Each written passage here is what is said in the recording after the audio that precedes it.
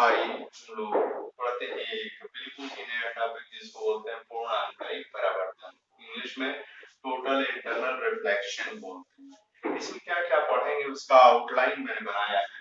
पहले हम समझेंगे कि प्रकाशिक रूप से सघन और विरल माध्यम का क्या अर्थ होता है, फिर पूर्ण आंतरिक परावर्तन है क्या, पूर्ण आंतरिक परावर्तन में क्रांतिक कोण का क्या अर्थ है, और पूर्ण आंतरिक परावर्तन की दशाएं क्या होती है, किस कंडीशन में पूर्ण आंतरिक परावर्तन होंगी। फिर अपवर्तनांक और क्रांतिक कोण में संबंध भी हम लोग देखेंगे। फिर पूर्ण आंतरिक परावर्तन के अनुप्रयोग देखेंगे, मतलब what are the applications of the total internal reflection. तो पहला जो धमाकेदार एप्लीकेशन है वो प्रकाशिक तंतु है, ऑप्टिकल फाइबर्स आज के समय का है, और दूसरा जो है वो पूर्ण परावर्तक prism, totally internally reflecting prisms के बारे में बात करेंगे। ठीक है, तो आइए पहले हम लोग समझते हैं कि प्रकाशिक रूप से सघन और विरल माध्यम का क्या अर्थ होता है। ठीक है, यहाँ पर देखिए दो माध्यम लिए गए हैं, ऊपर हवा है नीचे पानी। यहाँ पर माध्यम हवा है और माध्यम पानी है। अब मैं अगर आपसे प्रश्न करूं कि बताइए पानी ज्यादा घना है कि मिट्टी का तेल, वास्तव में मैं घनत्व के बारे में बात कर रहा हूं। ठीक है, तो पानी निश्चित रूप से पानी का घनत्व ज्यादा है और मिट्टी के तेल का घनत्व कम है। क्यों? क्योंकि मिट्टी के तेल को अगर पानी के ऊपर डालते हैं तो वो ऊपर की तरफ आ जाता है। ठीक है, तो इस दृष्टिकोण से पदार्थ के घनत्व के दृष्टिकोण से अगर देखें तो पानी जो है सघन माध्यम है, जबकि मिट्टी के तेल के क्या है, विरल माध्यम। अब मान लीजिए कि प्रकाश की किरणें जो है पड़ रही है इस इंटरफेस पर। ठीक है, इंटरफेस क्या होता है, वो तल होता है जो दो माध्यमों का बंटवारा करता है। तो इस पर यह अभिलंब है और यह आपतित किरण है, तो ये क्या हो गई, अपवर्तित हो गई, पानी में जो है अभिलंब की तरफ झुक जाएगी। तो अगर कोण आई को बदलेंगे तो कोण आर बदल जाएगा, है ना। आपतन कोण का बदलाव करेंगे तो अपवर्तन कोण बदल जाएगा, लेकिन आप जानते हैं स्नेल के नियम के अनुसार कि sin i by sin r में कोई परिवर्तन नहीं होगा। तो पानी के लिए अगर औसत रूप से अगर देखा जाए sin i by sin r, है ना, वो पानी का अपवर्तनांक है हवा के सापेक्ष। तो यह निरपेक्ष अपवर्तनांक एक तरह से, और यह 1.33 आता है। जबकि इसी घटना के लिए अगर केरोसिन आयल में और हवा के माध्यम वाले में अगर किया जाए तो n के केरोसिन आयल का जो है निरपेक्ष अपवर्तनांक 1.41 आता है। ठीक है, तो इसका अपवर्तनांक ज्यादा आ रहा है, इसका अपवर्तनांक क्या आ रहा है, कम आ रहा है। तो हम बोलते हैं कि इसकी प्रकाशिक सघनता, केरोसिन आयल की प्रकाशिक सघनता ज्यादा है और पानी की प्रकाशिक सघनता कम है। तो प्रकाशिक सघन और विरल माध्यम का अर्थ क्या हुआ, सघन और विरल माध्यम अगर तय करना है तो आपको पदार्थ की घनत्व यानी डेंसिटी से तुलना करना पड़ेगा, लेकिन प्रकाशिक सघन और प्रकाशिक विरल की अगर तुलना करना है तो उनके अपवर्तनांकों से तुलना किया जाएगा। ठीक है, तो इसका अपवर्तनांक, पानी का अपवर्तनांक कम है, केरोसिन आयल का अपवर्तनांक ज्यादा है। तो प्रकाशिक रूप से पानी कम सघन है और केरोसिन आयल क्या है, ज्यादा सघन है। तो प्रकाशिक सघनता का अर्थ है उसका रिफ्रैक्टिव इंडेक्स यानी अपवर्तनांक। जिस पदार्थ का अपवर्तनांक ज्यादा होगा, ठीक है, निरपेक्ष अपवर्तनांक ज्यादा होगा, उसकी प्रकाशिक सघनता ज्यादा होगी, और जिसका निरपेक्ष अपवर्तनांक कम होगा उसकी प्रकाशिक सघनता कम होगी। ठीक है, अब आइए पूर्ण आंतरिक परावर्तन क्या है उसको समझते हैं।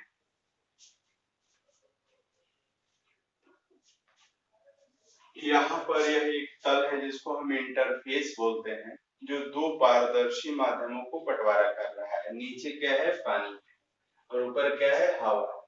तो प्रकाशिक रूप से इसका निरपेक्ष अपवर्तनांक 1.33 होता है, किसका, पानी का, और हवा का कितना होता है, 1.0000 समथिंग होता है। ठीक है ना, तो यह विरल है, प्रकाशिक रूप से यह विरल माध्यम है और प्रकाशिक रूप से यह सघन माध्यम है। अब यहाँ पर मान लीजिए कि सघन माध्यम में कोई प्रकाश का स्रोत है और ये सघन माध्यम से विरल माध्यम में जाने के लिए प्रकाश की किरणें जा रही हैं, और मान लीजिए कि इस बिंदु पर आपतित होती हैं, जब आपतित होती हैं बिल्कुल अभिलंब आपतित हो जाती है। तो मान लीजिए 100 किरणें अगर जा रही हैं तो क्या होगा, यहाँ पर 70 किरणें निकल गई, लेकिन 30 किरणें परावर्तित भी होगी, वापस भी आई।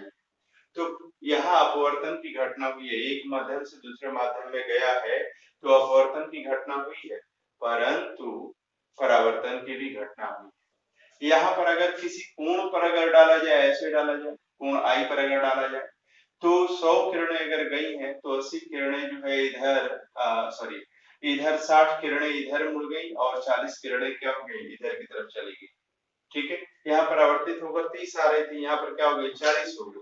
ठीक है, और फिर आपतन कोण को अगर बढ़ाते चले जाएं तो आप जानते हैं कि सघन माध्यम से जब विरल माध्यम में जाती है तो किरणें जिस रास्ते से जाती हैं उससे भटक जाती हैं और अभिलंब से दूर चली जाती हैं। तो जाना चाहिए था ऐसे, लेकिन अभिलंब से दूर होकर के जाएगी ऐसे। ठीक है, तो ये किरणें अभिलंब से दूर हट जाएंगे, और भी आपतन कोण को अगर बढ़ाया जाए तो अपवर्तन कोण और बढ़ जाएगा। ठीक है, एक ऐसा भी आपतन कोण आएगा जिसको हम आईसी बोलेंगे, क्रिटिकल एंगल ऑफ इंसिडेंस, जिसका नाम है क्रांतिक कोण। ठीक है, जिस पर अपवर्तन कोण कितना हो जाएगा, 90 डिग्री के बराबर हो जाएगा।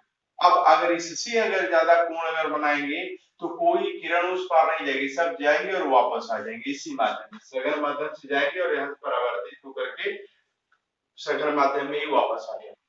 ठीक है, यहाँ तो अभी दो टुकड़े हो रहे हैं कि एक रिफ्रैक्ट हो रही है और एक रिफ्लेक्ट हो रही है ना, एक अपवर्तित हो रही है कुछ पार्ट और कुछ पार्ट जो है परावर्तित हो रही है। लेकिन जब आपतन कोण का मान आईसी से ज्यादा होगा, क्रिटिकल एंगल ऑफ इंसिडेंस से क्रांतिक कोण से ज्यादा होगा, तो क्या होगा कि सारी की सारी किरणें सघन माध्यम में ही वापस आ जाएंगी। ठीक है, तो इसी कोण को हम बोलते, इसी घटना का नाम है पूर्ण आंतरिक परावर्तन, जिसमें अगर प्रकाश की किरण सघन माध्यम से विरल माध्यम में जाने का प्रयास कर रही है और आपतन कोण जो है क्रांतिक कोण से अगर ज्यादा है तो प्रकाश का अपवर्तन न होकर के पूरी पूरी किरणें क्या हो जा रही है, परावर्तित हो जा रही है, परावर्तित होकर के उसी माध्यम में वापस आ जा रहे हैं। ठीक है, तो हम लोग समझ गए कि पूर्ण आंतरिक परावर्तन क्या है। पूर्ण आंतरिक परावर्तन, पूर्ण मतलब 100 किरणें गई तो 100 के 100 वापस आ जाएंगे उसी माध्यम में परावर्तित होकर के। आंतरिक मतलब भीतर ही है ना, आंतरिक परावर्तन के जरिए वापस आएंगे, तो ये पूर्ण आंतरिक परावर्तन हुआ। क्रांतिक कोण को कैसे परिभाषित करेंगे, वह आपतन कोण सघन माध्यम में, वह आपतन कोण जिस पर अपवर्तन कोण का मान विरल माध्यम में 90 अंश के बराबर हो जाता है, उसको, उस आपतन कोण को हम बोलते हैं क्रांतिक कोण, और अंग्रेजी में बोलते हैं, क्या बोलते हैं, क्रिटिकल एंगल ऑफ इंसिडेंस। अगर क्रिटिकल एंगल ऑफ इंसिडेंस अगर ज्यादा होगा तभी ये पूर्ण आंतरिक परावर्तन की घटना हो। तो पूर्ण आंतरिक परावर्तन होने की घटनाओं के दो कंडीशन है, पूर्ण आंतरिक परावर्तन की दशाएं, दो दशाएं हैं। पहली दशा ये है कि जो इंटरफेस पर जो किरणें पड़े वो सघन माध्यम से विरल माध्यम में जाने के लिए पड़े। ठीक है, आपतित किरण जो सघन माध्यम से आकर के पड़नी चाहिए, विरल माध्यम से नहीं आनी चाहिए। ठीक है, और दूसरी बात यह है कि आपतन कोण का मान क्रांतिक कोण के मान से क्या होना चाहिए, ज्यादा होना चाहिए, तभी जाकर के पूरी की पूरी परावर्तित होकर के उसी माध्यम में वापस आ सकेंगे।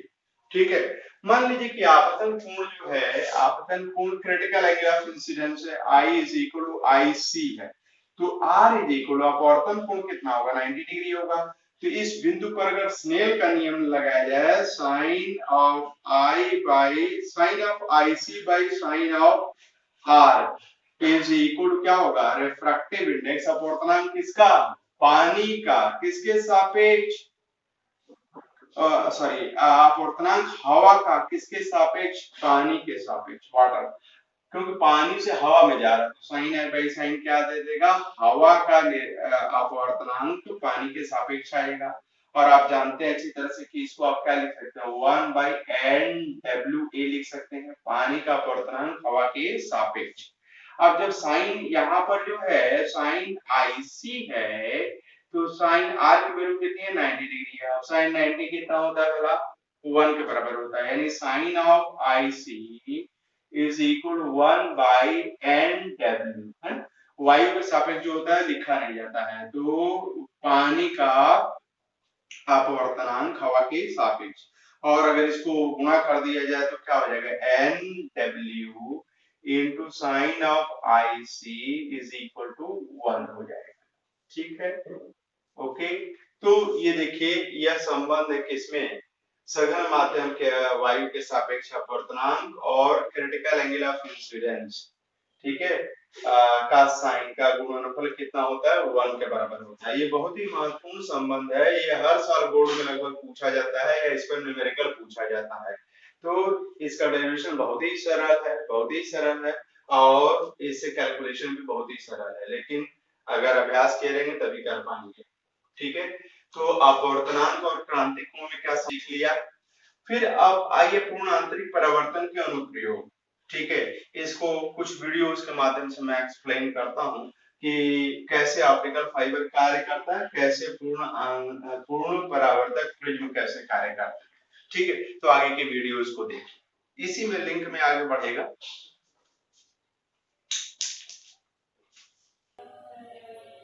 मनुष्य ने सदैव प्रकृति को कंट्रोल करने की कोशिश की है। आप मान लीजिए कि यह एक पाइप है, ठीक है, इसमें अगर पानी अगर ऐसे भेजेंगे तो ये पानी से घूमते हुए यहाँ से निकल जाएगा, ठीक है, लेकिन क्या टार्च से अगर प्रकाश इसमें भेजेंगे तो क्या वो घूम करके निकल जाएगा, नहीं। क्यों, क्योंकि प्रकाश सीधी रेखा में चलती है। ठीक है, तो प्रॉब्लम है सीधी रेखा में चलने के कारण कि ये निकल नहीं पाएगी, लेकिन ऐसे पाइप बना लिए गए हैं जिनकी मदद से प्रकाश को इस सिरे से डालेंगे तो उस सिरे से निकल जाएगा, भले ही पाइप कैसा भी क्यों न घुमा हो, गोल गोल घुमा हो। ठीक है, ऐसे पाइप का नाम क्या है, ऑप्टिकल फाइबर या प्रकाशिक तंतु। ठीक है, ऐसे तारों का नाम है प्रकाशिक तंतु। ठीक है, तो आइए समझते हैं प्रकाशिक तंतु का बनावट क्या होता है और वो कार्य कैसे करता है। जो क्रम चल रहा है उसी क्रम में हम लोग स्टार्ट करने जा रहे हैं ऑप्टिकल फाइबर, प्रकाशिक तंतु। यह पहला अनुप्रयोग है, एप्लीकेशन है टोटल इंटरनल रिफ्लेक्शन का। तो इसमें क्या होता है, प्रकाशिक तंतु में भले ही मैंने इतना मोटा दिखाया हो, लेकिन ये बाल से थोड़ा ही से ज्यादा मोटा होता है, उसी के भीतर ये सारा स्ट्रक्चर होता है। ठीक है, तो इसको एग्जैगरेट करके बड़ा बना करके इसलिए दिखाया जा रहा है ताकि आपको समझ में आ जाए। यह जो कोर लिखा है और इसका अपवर्तनांक N1 है, यह क्लैडिंग है, इसका अपवर्तनांक क्या है, N2 है, और N1 is greater than that of N2। मतलब यहाँ पर एक पारदर्शी पदार्थ है और ये पारदर्शी पदार्थ, ये पाइप बनाया गया पारदर्शी पदार्थ, तो पहले ये पाइप बनाया गया, फिर उसके ऊपर इस पाइप को जो है कवर कर दिया गया। मिली यही नहीं, दो पाइप से मतलब है, ये बफर कोटिंग केवल इन दोनों पाइपों को सुरक्षा देने के लिए उसके ऊपर लपेट दिया गया है। ठीक है, इसका कोर का जो है प्रकाशिक घनत्व या अपवर्तनांक जो है क्लैडिंग के अपवर्तनांक से ज्यादा होता है। ठीक है, तो जब प्रकाश यहाँ से भेजी जाती है, ये पूरी पाइप है, थोड़ा थोड़ा टुकड़ा टुकड़ा दिखाया गया है, जब पाइप में प्रकाश भेजी जाती है तो क्या होता है, कुछ इस तरह की घटना होती है। देखिए यहाँ पर ऐसे है, ये कोर वाला पोर्शन है और ये क्लैडिंग वाला पोर्शन है। ठीक है, यह जो है ये बीच वाला कोर वाला हिस्सा है और ये क्या है, क्लैडिंग वाला हिस्सा है। तो जब प्रकाश की किरण गिरती है यहाँ पर, ऐसे मान लीजिए बाहर से प्रकाश की किरण अगर भेजी गई कोर वाले पोर्शन में, तो जब प्रकाश की किरण यहाँ पर पड़ेगी तो इस वाले पोर्शन का रिफ्रैक्टिव इंडेक्स N1 है और इसका अपवर्तनांक कितना है, N2 है।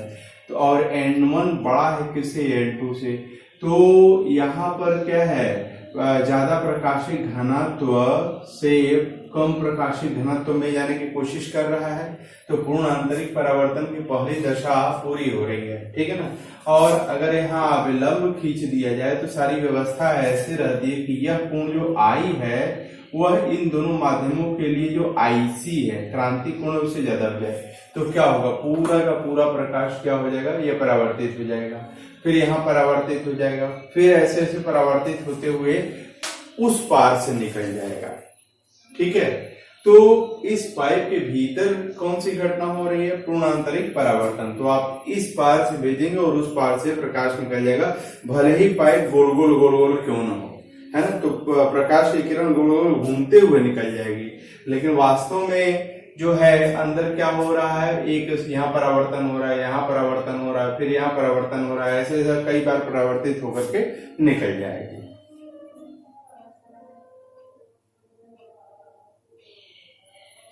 तो ये रहा ऑप्टिकल फाइबर या प्रकाशिक तंतु कैसे कार्य करता है उसका विवरण। तो पूर्ण आंतरिक परावर्तन अगर यहाँ देखना है तो यहाँ पर देखिए, पूर्ण आंतरिक परावर्तन के कारण क्या होगा, ये प्रकाश की किरण गई यहाँ पर और यहाँ पूरी पूरी 100% परावर्तित हो गई, फिर यहाँ पर 100% परावर्तित हो गई, फिर यहाँ पर 100% परावर्तित हो गई, ठीक है, फिर यहाँ पर 100% क्या हो गई, परावर्तित हो गई, और फिर यहाँ पर 100% परावर्तित हुई, तो ये इस पार निकल गई, ठीक है। तो देखिए ऐसा आपको महसूस हो सकता है कि प्रकाश ऐसे गई तो सीधे इधर से निकल गई, लेकिन अंदर क्या हो रहा है, यहाँ पर पूर्णांतरिक परावर्तन हो रहा है, यहाँ पूर्णांतरिक परावर्तन हो रहा है, इन सब बिंदुओं पर जिग जग जिग जग जिग जग पूर्ण आंतरिक परावर्तन हो रहा है, उसके बाद ये निकल करके आ रही है। लेकिन हमको ऐसा महसूस होगा कि जैसे पानी को डाला गया है वो इधर से निकल गया, बिल्कुल उसी तरह से प्रकाश को इधर से डालने पर ये इधर से निकल जाएगा। वास्तव में ऐसा हुआ नहीं है, लेकिन महसूस होगा अंदर बार बार पूर्ण आंतरिक परावर्तन हो रहा है, जिससे ये इधर से इंसर्ट करने पर टेढ़ा होने के बावजूद भी पूरा 100% प्रकाश जो है निकल करके आ जाएगा, ठीक है। अगर ये छोटा है तो 100%, लेकिन लंबा अगर वायर होगा, मान लीजिए कि 1 किलोमीटर लंबा अगर ये जो है प्रकाशिक तंतु है, तो उसमें कुछ इम्प्योरिटीज होती हैं जो प्रकाश को क्या करती हैं, छितरा देती हैं। तो जब छितरा देती हैं तो क्या होता है, कुछ प्रकाश की मात्रा कम होने लगती है।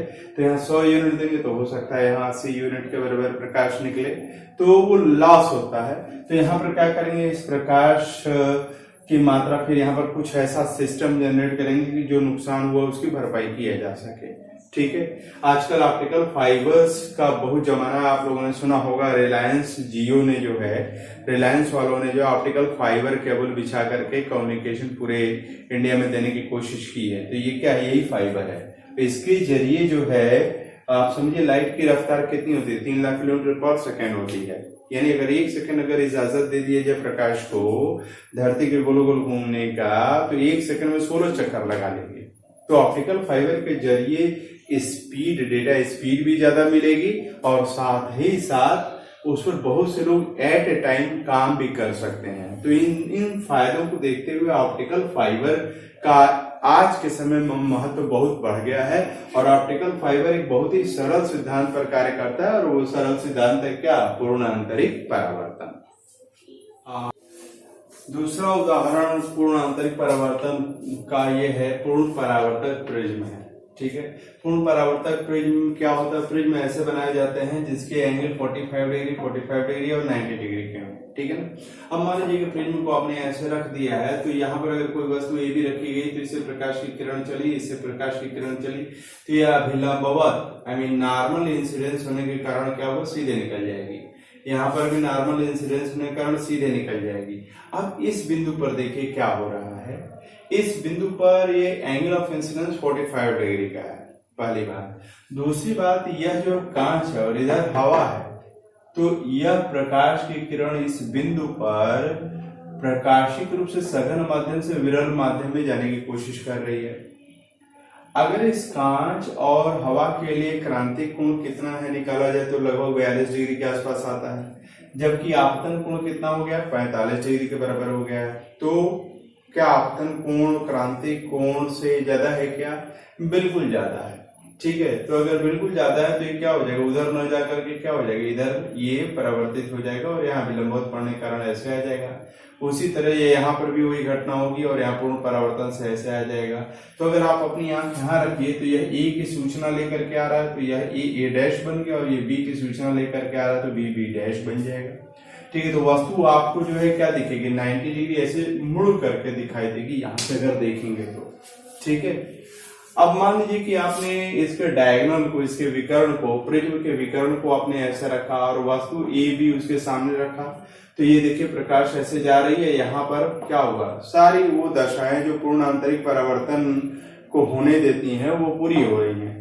ठीक है, जिसके कारण यहाँ परावर्तन हुआ, फिर पुनः यहाँ पर भी वो सारी दशाएं पूरी हो रही, तो इस पार न निकल करके ये पूर्णतः परावर्तित हो गया। उसी तरह इस किरण के साथ भी ये हुआ, तो ए यहाँ दिखाई दे रहा है, B B B B B B B यहाँ दिखाई दे रहा है। तो जो वस्तु ए बी ऐसे थी अब उलट करके ए डैश बी डैश ऐसे से ऐसे उलट करके दिखाई देगी। ठीक है, तो ये पूर्ण आंतरिक परावर्तन का कमाल है। ठीक है, अगर मान लीजिए कि इस प्रिज्म के पास अगर ये वस्तु अगर ऐसे रखी गई तो यहाँ पर जाएगा तो देखिए विरल माध्यम से सघन माध्यम में जा रहा है तो झुक जाएगा। ठीक है, ऐसे मुड़ जाएगा और मुड़ने के बाद जब यहाँ पर गिर रहा है तो यहाँ अगर अभिलंब खींचा जाए, नॉर्मल अगर खींचा जाए तो जो नॉर्मल खींचा जाएगा तो ये दिखाया जा सकता है कि ये एंगल ऑफ इंसिडेंस जो होगा वो 45 डिग्री होगा, और ये सघन माध्यम से विरल में जाने की कोशिश कर रही है, ऑप्टिकली डेंसर से ऑप्टिकली रेयर में जाने की कोशिश कर रही है, और क्रिटिकल एंगल ऑफ इंसिडेंस से ज्यादा एंगल ऑफ इंसिडेंस है तो क्या हो जाएगा, ये रिफ्लेक्ट हो जाएगी और यहाँ पर फिर रिफ्रैक्ट हो जाएगी, वही चीज इसके साथ होगा। और यहाँ पर देखिए ए की सूचना लेकर के यह किरण पहुंची, बी की सूचना लेकर के यह पहुंची, तो यह ए डैश, ए का प्रतिबिंब ए डैश और बी का जो है बी डैश यहाँ पर बन गया, तो वस्तु उल्टी होकर के यहाँ पर दिखाई देगी। ठीक है, इसमें भी तो उल्टी है लेकिन उसी साइड में, लेकिन इसमें क्या है, प्रिज्म के उस साइड में ये घटना हो रही है। तो इस तरह के प्रिज्म को हम पूर्ण परावर्तक प्रिज्म बोलते हैं और इसमें प्रकाश के पूर्ण आंतरिक परावर्तन का उपयोग किया जाता है और इनका बहुत उपयोग किया जाता है। एक उपयोग है पेरिस्कोप में इनका प्रयोग, जिसका वीडियो मैं अटैच कर रहा हूं, उसको देख लीजिएगा।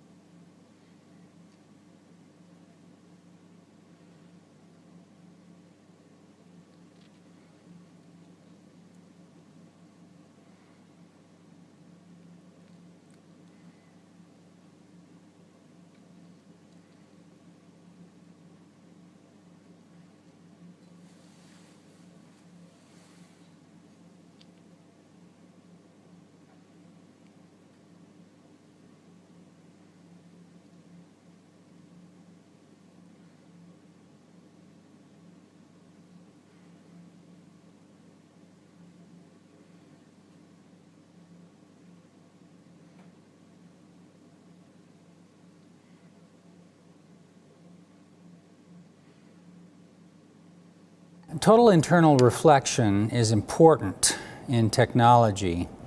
A lot of communications are done, including telephone and other communications.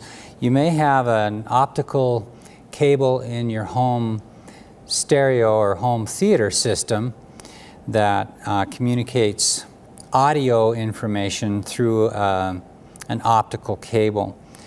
The principle is total internal reflection.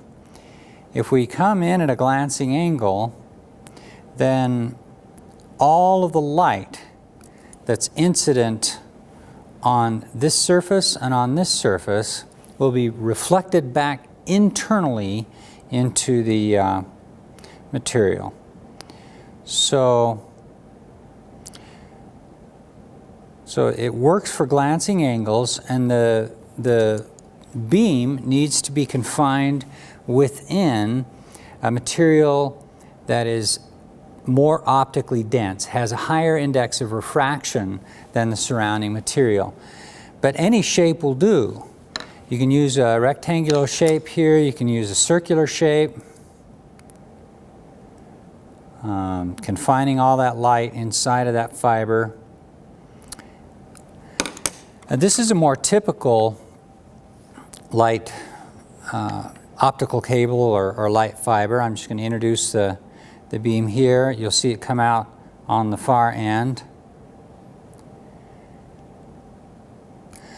This is an example of, we have a source of light in the base here, and each of these, all they are strands of plastic, and they are channeling the light through them. And they can be bent or whatever, and they'll still channel that light. There is a certain radius. If you bend it, if you kink it really hard, then that brings you away from the total internal reflection, and you lose the effect. But very effective, very important in today's technology. Periscope. A periscope is used to see objects which are not in the same level as the observer.